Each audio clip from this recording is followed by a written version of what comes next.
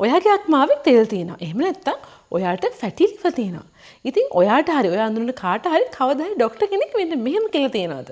ඇත්තටම මේ දවස්වල ගොඩක් අයට තියෙන ඒත් හරියටම කවුරුත් දන්නේ නැති දෙයක් තමයි අක්මාවේ තෙල් තැන්පත් වෙනවා. එහෙම නැත්නම් ෆැටි ලිවර් කියන්නේ. ඇත්තටම මොකක්ද මේ ෆැටි ලිවර් කියන්නේ? මේක අක්මාවේ මේ දෙ නැත්නම් තෙල් තැන්පත් වීම නිසා ඇතිවන තත්ත්වයක්. ඒ වුණාට යම් ප්‍රමාණයකට අපේ අක්මාවේ තෙල් තැන්පත් වෙලා තියෙනවා. නමුත් මේ ප්‍රමාණය ඕනට වඩා වැඩි වුණාම ඒක අක්මා ක්‍රියාකාරීත්වයට හරිම අහිතකර විදිහට බලපාන්න පුළුවන්. ඉතින් මේක ඇති වෙන්නේ ඇයි කියලා දැනගන්න අපි පොඩ්ඩක් පරිණාමයේ පැත්තට යමු. අවුරුදු දහස් ගානකට කලින් කියන්නේ අපේ මුතුන්මිත්තන්ගේ කාලේ දැන් කාලේ වගේ පැය 24ම කෑම සුලභව තිබ්බේ නැහැ.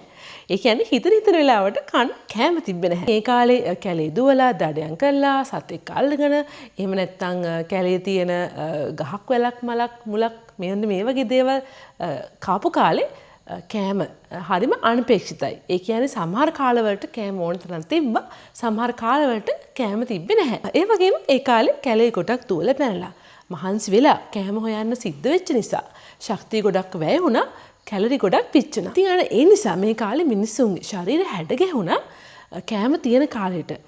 කෑම වලින් ඇඟේ තෙල් තැම්පත් කරගන්නත් ඊළඟට කෑම නැතුව ඉන්න සිද්ධ වෙච්ච කාලවල වල මේ ඇඟේ තැම්පත් වෙච්ච තෙල් වැය කළා ශක්තිය නිපදව ගන්නත්. ඉතින් පරිණාමයත් එක්ක මෙන්න මේ වගේ කාර්යක්ෂම විදිහට තමන්ගේ ඇඟේ තෙල් තැම්පත් කරගන්න පුළුවන් වෙච්ච කට්ටිය. ඒ කාලේ තිබ්බ දරුණු නියං කාලවල, ශීත කාලවල, දුර්භික්ෂ වගේ දේවල් වලට සාර්ථක මුහුණ දීලා අන්න ඒ අයගේ ජාන ඉස්සරහට පරිණාමය වුණා. ඊට පස්සේ ආවේ කෘෂිකාර්මිකයෝ කියන්නේ. ඉතින් ඒ කාලේ මිනිස්සු විවිධ භෝග වර්ග වගා කරන්න පටන් ගත්තා. ඒ වගේම විශේෂයෙන්ම සත්ත්ව පාලනය පටන් ගත්තා.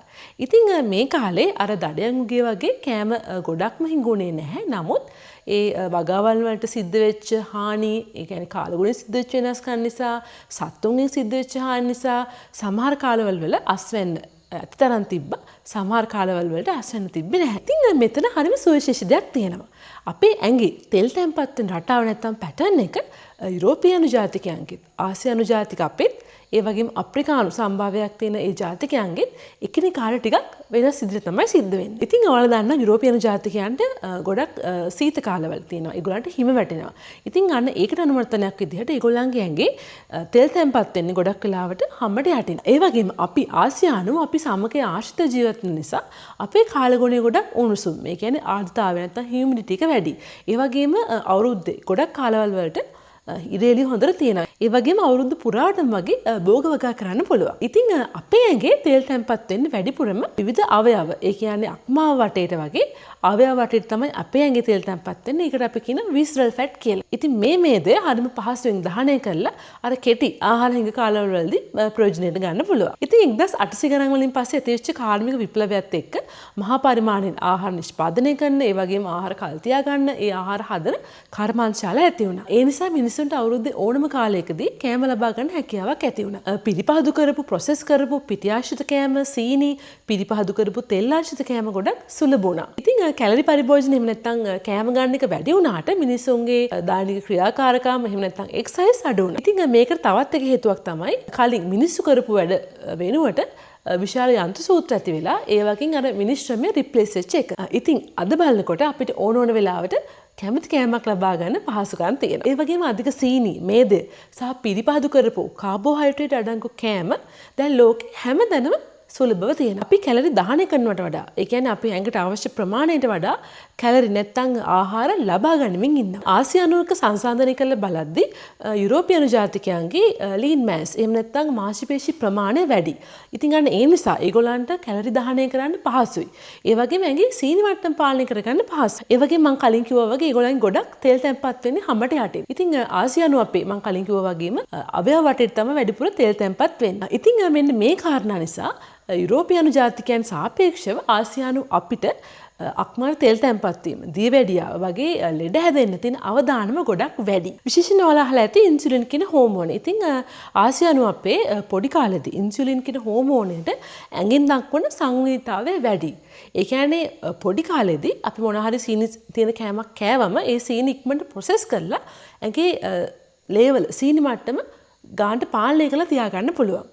නමුත් ටික ටික කල් යනකොට, වයස වැඩි වෙනකොට, බර වැඩි වෙනකොට ඇඟින් මේ ඉන්සුලින් හෝමෝනේට ප්‍රතිරෝධයක් නැත්නම් රෙසිස්ටන්ස් එකක් ඇති වෙනවා. එතකොට ඉන්සුලින් වලට අපේ ඇඟින් ඇති වෙන ප්‍රතිචාරය අඩු වෙලා ලේවල සීනි මට්ටම වැඩි වෙන්න, අක්මාවේ තෙල් තැන්පත් වෙන්න, දියවැඩියාව හැදෙන්න වැඩි නැඹුරුතාවයක් ඇති වෙනවා. නමුත් යුරෝපියානු ජාතිකයෝ සහ අප්‍රිකානු ජාතිකයෝ ගත්තොත් ඒගොල්ලන්ගේ මේ ඉන්සුලින් වල තියෙන ප්‍රතිරෝධය ටික ටික තමයි ඇති වෙන්නේ. ඉතින් මෙන්න මේ වෙනස්කම් නිසා ආසියානු ජාතිකයන්ගේ විශේෂයෙන්ම දකුණු ආසියානු ජාතිකයන්ගේ, ඒ කියන්නේ ශ්‍රී ලංකාව, ඉන්දියාව වගේ රටවල් වල ජීවත් වෙන පුද්ගලයන්ගේ BMI එක, ඒ කියන්නේ body mass index එක, ඒ කියන්නේ ශරීර දේහ ස්කන්ධ දර්ශකය අඩු වුණත්, එළියෙන් වැඩි මහතර පේන්නේ නැති වුණත්, ඇතුලෙන් අවයව වටේට තෙල් තැන්පත් වෙලා, මාව තෙල් තැන්පත් වෙන්න, ඒ වගේම දියවැඩියාව හැදෙන්න වැඩි නැඹුරුතාවයක්, වැඩි අවදානමක් තියෙනවා. ඉතින් මෙන්න මේ රටාවට අපි කියනවා TOFI. thin outside fat inside කියලා. සරලවම කියනවා නම් මේ කියන්නේ එළියෙන් වැඩි මහතර පේන්නේ නැති වුණත් ඇතුලෙන් භයානක විදිහට අවයව වටේට තෙල් තැන්පත් වෙන්න පුළුවන් කියන එක. හරි. දැන් මේ කතාව ටික පොඩ්ඩක් පැත්තකින් තියලා අපි බලමු ෆැටි liver ඇති වෙන්නේ කියලා. ඉතින් මේකට ප්‍රධානම හේතුව අධික විදිහට සීනි සහ කාබෝහයිඩ්‍රේට් අඩංගු කෑම ආහාරයට ගන්න එක. ඉතින් ඔයා දන්නවා ඔයා කන කෑම වල තියෙන කාබෝහයිඩ්‍රේට් බිඳ හෙල්ල ඒවා ග්ලූකෝස් බවට පත් කරනවා.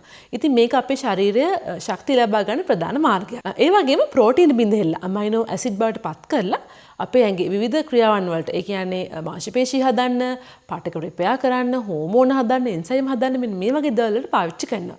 ඒ වගේ මේ දේ කියන්නේ ඇඟට ශක්තිය ලබා ගන්න හොඳ මාර්ගයක්. ඉතින් ඔයාගේ ඇඟේ අවශ්‍යතාවයට වඩා වැඩි කැලරි ප්‍රමාණයක් ගන්නකොට මේ වැඩිපුර තියෙන ග්ලූකෝස් ග්ලයිකෝජන් බවට පත් වෙලා මාංශපේශීවල ඒ වගේම අක්මාවේ තැන්පත් වෙනවා. ඉතින් මේ ග්ලයිකෝජන් ඊට පස්සේ ඩි නෝවෝ ලිපෝජෙනසිස් කියන ක්‍රියාවලිය හරහා මේ දේ බවට පත් වෙනවා. එතකොට අන්තිමට ඔයාලා වැඩිපුර ගන්න කාබෝහයිඩ්‍රේට් තෙල් බවට පත් වෙනවා. ඉතින් මේ තෙල් කොටසක් අක්මාවේ තැන්පත් වෙනවා.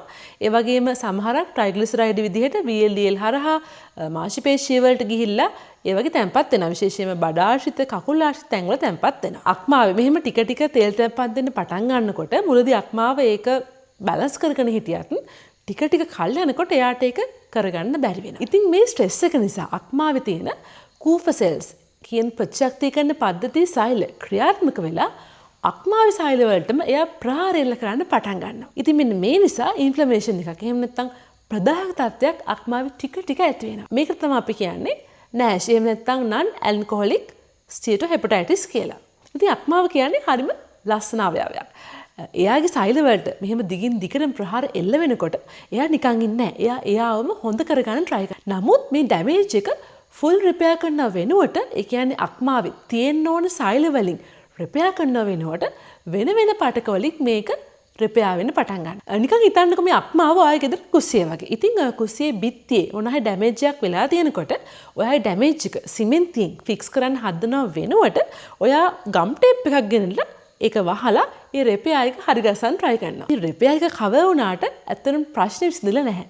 ඉතින් කල් යනකොට මේ ස්කාර් ටිෂුස් නිසා ඇතිවෙන ෆයිබ්‍රෝසිස් කියන තත්ත්වය නිසා අක්මාවේ ටික ටික තද ගතියක් නැත්තම් ස්ටිෆ්නස් එකක් එන්න පටන් ගන්නවා. ඉතින් මේත් එක්ක අක්මාවට එන ලේ සැපීම, රුධිර සැපීම ටික ටික අඩු වෙන්න පටන් ගන්නවා. ඉතින් අක්මාවේ තැන් තැන් වලින් මෙහෙම ඩැමේජ් වෙලා ටික ටික ඒ ඩැමේජ් එක වැඩි වෙලා අන්තිම අවස්ථාවට ආවට පස්සේ අපි ඒකට කියන සිරෝසිස් කියලා. එතකොට අක්මාවට හරියට විෂ ද්‍රව්‍ය වල විෂහරණය කරගන්න බැරි වෙනවා. ඒ වගේම ලේ කැටි ගහන ද්‍රව්‍ය මේ වගේ වැඩ ගොඩක් යාට අන්තිමට කරගන්න බැරි වෙලා යනවා. ඉතින් මෙන්න මේ දේවල් ඔක්කොම නිසා ටික ටික අක්මාව ඩැමේජ් වෙලා අන්තිමට අක්මාව ෆේල් වෙනවා. ඒ වගේම මේ ෆැටි liver අක්මාවේ තෙල් තැන්පත් වීමේ විවිධ අදියර තියෙනවා. ප්‍රධාන වශයෙන් මේකේ අදියර 4ක් තියෙනවා. ඒ කියන්නේ අක්මාවේ තෙල් තැන්පත් වෙලා තියෙන ප්‍රමාණය අනුව මේ දරුණුකම ටික ටික වැඩි වෙනවා. ඉතින් මේ தત્ත්වය මුලින්ම අඳුන ගන්න අක්මාවේ ලේ පරීක්ෂණ කරලා බලන්න පුළුවන්. ඒ කියන්නේ AST, ALT වගේ අක්මාව ආශ්‍රිතව කරන ලේ පරීක්ෂණ, ඒ වගේම අල්ට්‍රාසවුන්ඩ් ස්කෑන් පරීක්ෂණ, CT, MRI වගේ විවිධ පරීක්ෂණ මේකට තියෙනවා. ග්‍රේඩ් 1 එහෙම නැත්නම් පළවෙනි අවධිය තමයි සරලම අවධිය. මේකෙදි අක්මාවේ තෙල් චුට්ටක් විතර තැම්පත් වෙලා තියෙනවා. දෙවෙනි අවධිය එහෙම නැත්නම් ග්‍රේඩ් 2 එකේදී අර කලින්ට වඩා ටිකක් වැඩිපුර තෙල් තැම්පත් වෙන්න පටන් ගන්නවා. ග්‍රේඩ් 3 වෙද්දී සෑහෙන ප්‍රමාණයක් අක්මාවේ තෙල් තැන්පත් වෙලා. ඉතින් ග්‍රේඩ් 4 නැත්නම් අන්තිම අවස්ථාවෙන් පස්සේ අක්මාව තෙල් තට්ටුවකින් වැහිලා තත්ත්වය ටිකක් දරුණු වෙලා සිරෝසිස් වගේ දරුණු තත්ත්වයකට පත් වෙන්න පුළුවන්. ඉතින් මම කලින් කිව්ව අල්ට්‍රාසවුන්ඩ් ස්කෑන් පරීක්ෂණයට අමතරව අක්මාවේ පාටක පරීක්ෂණයක් එහෙම නැත්නම් බයොප්සි එකක් අරගෙන මේ ඇතිලා තියෙන තත්ත්වය තවදුරටත් තහවුරු කරගන්න පුළුවන්. ඉතින් ෆැටි liver වලට තියෙන ප්‍රතිකාර මොනවාද? පළවෙනියෙන්ම හොඳට මතක තියාගන්න ෆැටි liver ඇති වෙන්න කලින් වළක්ව ගන්න එක තමයි ඔයාට කරන්න පුළුවන් හොඳම දේ. ෆැටි liver ආවට පස්සේ ප්‍රතිකාර ක්‍රම කීපයක් තියෙනවා. පළවෙනි එක තමයි ජීවන රටාවේ යහපත් පුරුදු ඇති කරගන්න එක. මේක තමයි ඇත්තටම වැදගත්ම දේ.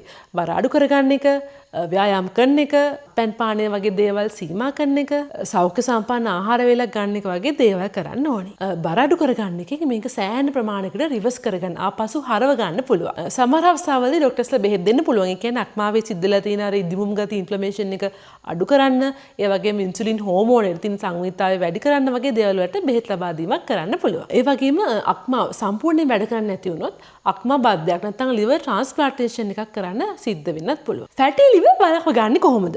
fatty liver වළක්ව ගන්න තියෙන හොඳම ක්‍රමය තමයි නිරෝගී ජීවන රටාවක් පවත්වාගෙන යන එක. සෞඛ්‍ය සම්පන්න ආහාර වේල ගන්න එක වගේම ප්‍රොසෙස් කරපු කෑම, පැණිබීම ಜಾති, සම්තෘප්ත මේදේ තියෙන කෑම වලින් වැළකීලා ඉන්න එක ගොඩාක් වැදගත්. ඒ වගේම ෆාස්ටිං, ඒ කියන්නේ නිරාහාරව ඉන්න එක, ඉන්ටර්මිටන්ට් ෆාස්ටිං වගේ දේවල් වෙන්නොත් මේකට යම් දායකත්වයක් තියෙනවා කියලා විවිධ පරීක්ෂණ දත්ත තියෙනවා. ඉතින් ක්‍රියාශීලීව ඉන්න, ඔයාලට ව්‍යායාම කරන්න, ඒ කියන්නේ ඇවිදින එක, දුවන එක, එහෙම නැත්නම් සයිකල් පදින එක, පීනන එක වගේ ක්‍රියාකාරකම් කරන්න පුළුවන්. ඔයාගේ බර වැඩි නම් අනිවාර්යයෙන්ම ඔයා බර අඩු කරගන්න ඕනේ. ඒ වගේම මත්පැන්, දුම්වැඩි වලින් වැළකීලා ඉන්න එකත් ඉතාම වැදගත්. ඔයාට දියවැඩියාව තියෙනවා නම් ඒක හොඳට පාලනය කරගන්න ඕනේ. ඉතින් ඔයාට ෆැටි ලිවර් තියෙනවා කියලා හිතෙනවා නම් අනිවාර්යයෙන්ම ડોක්ටර් කෙනෙක් හම්බෙලා අවශ්‍ය ලේ පරීක්ෂණ, ස්කෑන් පරීක්ෂණ වගේ දේවල් කරගෙන ඒක හරියටම තහවුරු කරගන්න. ඔයාගේ ડોක්ටර් දෙන උපදෙස් හරියටම පිළිපදින්න. ඉතින් ෆැටි ලිවර් කියන්නේ මේ දවස්වල ගොඩාක් තියෙන ප්‍රශ්නයක්. ඒත් අනවශ්‍ය විදිහට බය වෙන්න ඕනේ නැහැ. ඔයාගේ ජීවන රටාව වෙනස් කරගෙන ටිකක් පරිස්සම් වුණොත් ඔයාටත් පුළුවන් මේක හොඳ කරගන්න. ඔයා කලින් ෆැටි ලිවර් ගැන අහලා තිබ්බද? ඔයාගේ දවස් කමෙන්ට් කරන්න වගේම මේ වීඩියෝ එකට ඔයාගේ යාළුවෝ ටැග් කරන්න, එයාත් එක්ක ෂෙයා කරගන්න අමතක කරන්න එපා.